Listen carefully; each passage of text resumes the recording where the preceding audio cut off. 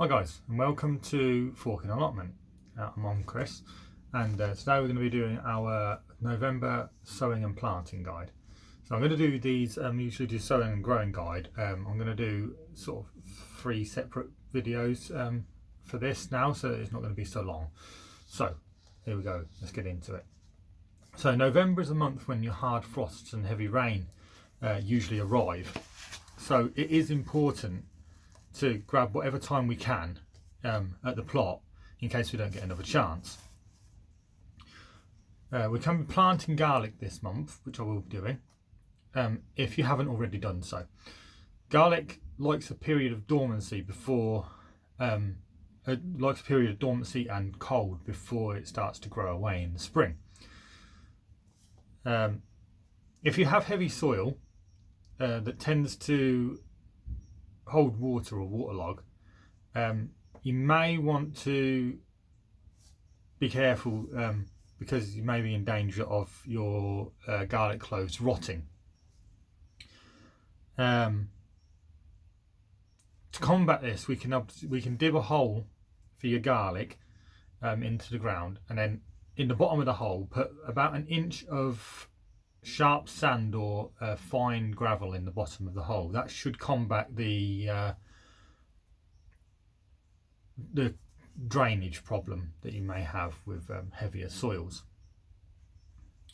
And also fill the hole above with compost. This is also a good idea even if you don't have heavy soil. Fill the hole above with compost because that will give your garlic a good start to life. Autumn planting broad beans can also go in now. Again, beware if you have heavy or wet soils because they don't tend to like it and they will rot off. So you may want to wait until the heavier rains have subsided towards springtime to put in spring broad beans. Your hardy peas can also be going in now, planting those now, which would be a good thing to do. It is a little late for most green manures, but you can plant, you could sow, say, a grazing rye, which would be ready to hold on to the nutrients throughout the spring and would be able to be dug in throughout winter and be able to be dug in spring. What can we be harvesting this month? Right, this month we should be able to harvest our leeks because they should be coming on now. If you haven't been harvesting them already, I have been harvesting mine. Harvest every other one in a row, leaving the rest to grow on. Brussels sprouts should also be starting to be ready by now, but with Brussels sprouts, make sure that you pick from the bottom upwards. You can also harvest kale and take up your winter cabbages and cauliflowers. Cauliflowers will keep very well if you wrap the cauliflower in cling film, tightly in cling film, and put it in the fridge. It'll keep for about, up to 6 weeks. Guys, I don't know if you can see how cold it is in here. My breath is actually, I can actually see my breath. Sorry about that, but there we go. Main crop carrots can also be lifted now, and safely store them in sharp sand or a damp sand, or peat, along with your parsnips. Although parsnips do keep better in the ground and do benefit from a frost getting to them because it would make them a lot sweeter. You could also still be harvesting celery, celeriac, and kohlrabi, as well as turnips, swede and spinach as well this month. Also check any vegetables you have in store and remove any that have started to rot.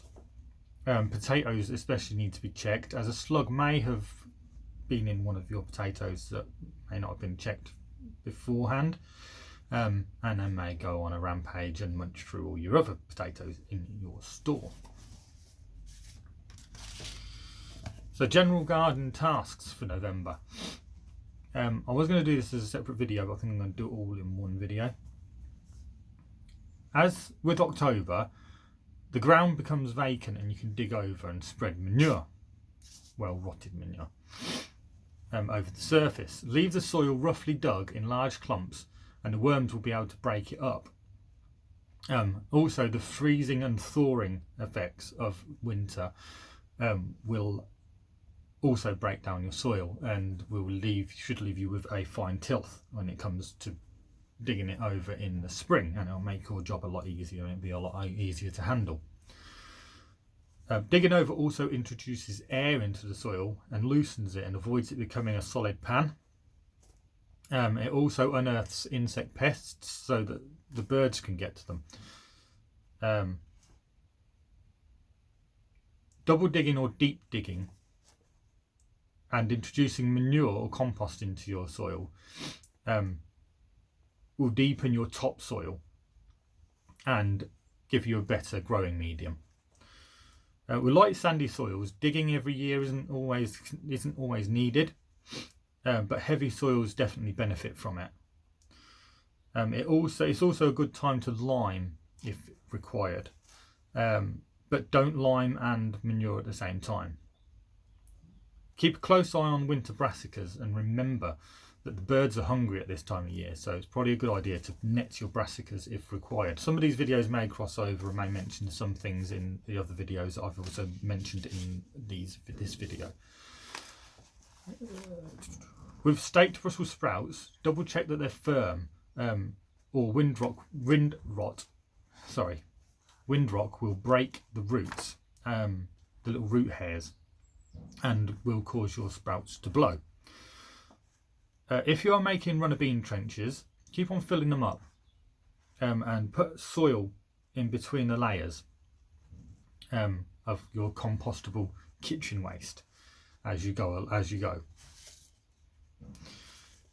If you have good supply of leaves, which should be falling fast now, you can make a leaf mould cage. So basically, what you want to do is get 4 stakes, drive them into the ground, and then staple chicken wire around the stakes, and then basically just fill it up with any leaves that you get. Then you want to, as I say, you want to pile in the leaves, and then you just leave them for a year. You'll find that the pile will reduce by about 2/3, so just keep filling it when you get leaves. If you have a garden vacuum mulcher, you'll find that the leaves will rot down easier and quicker if they are chopped up. So, fruit in November. It's a good time now to prune your apples and pears if you haven't done so already. Apples and pears. And they will benefit from some compost around the base as a mulch.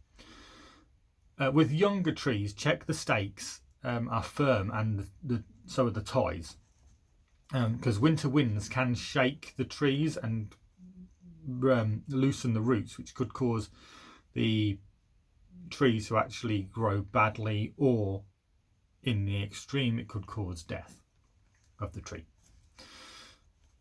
As with October, in November is also a good time to prune raspberries, blackberries and hybrid berries, as well as being the ideal time to plant bare root canes. So don't forget to add plenty of compost to the soil, and around 250 grams or 8 ounces per square yard of bone meal. That will help your plants, your fruit, to get off to a good start. So that's the first video there I'm going to do for this, and thank you for watching. Please do like, comment and subscribe, and I will be back soon. Thank you very much, and please don't forget to visit Sow Seeds. Please don't forget to visit my my social media up above, and also don't forget to visit epots.co.uk. Pots. It's not a colon, it's a hyphen. e-pots.co.uk, and I will leave a link.